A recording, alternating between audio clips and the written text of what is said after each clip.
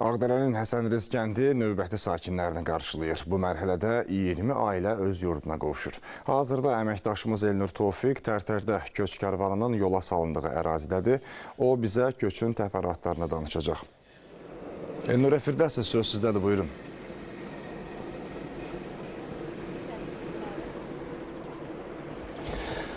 Bəli, artıq ənənə halını alıb ki, azad ərazilərimizin əzəli sakinlərinin geri dönüşünü sizə göstərək. Bugün daha 20 ailə, 68 nəfər doğma yurda qovuşacaq.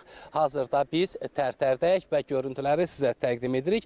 Bildirmək istəyirəm ki, Ağdərə rayonunun Həsəniz kəndinə Tərtərdən 20 ailə, 68 nəfər yola salınacaq və ölkənin fərqli yerlərində ağır həyat şəraitində 30 ildən artıq yaşayan insanlardır ki, tam 3-10 illikdən artıq bir müddətdən sonra doğma yurda qovuşurlar və məlumat üçün onu da qeyd edeyim ki, Ağdərə rayonunun artıq su qovuşan və Talış kənddə sakinlər geri dönüb və Həsəniz də 3-cü yaşayış məntəqəsidir ki, öz doğma sakinlərinə qovuşur. İndi görüntülərdən sizə təqdim edirik.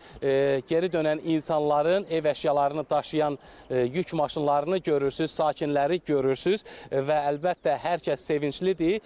Birazdan onlara yaxınlaşıb onların fikirlərini öyrənəcəyik və bu 30 il nə cür keçdi, bundan danışacaqlar və bugünkü yaşadıkları sevinci bizimlə bölüşəcəklər və bildirmək istəyirəm ki, Həsəniz kəndi lokal antiterror tədbirlərindən sonra öz azadlığına qovuşmuş yaşayış məntəqələrimіздəndir və kənd əsaslı təmir bərpadan sonra öz sakinlərinə təhvil verilir və bugün də 20 ailə onlara aid olan evlərinin açarlarını alacaqlar və demək olar ki, bu 20 ailə 68 nəfər üçün də məcburi köçkünlük həyatı başa çatmış olacaq. Və onu da sonda mütləq şəkildə qeyd edim ki, Azad Qarabağımıza və Şərqi Zəngəzurda bura geri dönən keçmiş məcburi köçkünlərlə yanaşı həmçinin bu torpaqların qurulmasında çalışan və buradakı müvafiq qurumlarda çalışan işçilərlə birlikdə artıq 40 mindən artıq insan məskunlaşıb.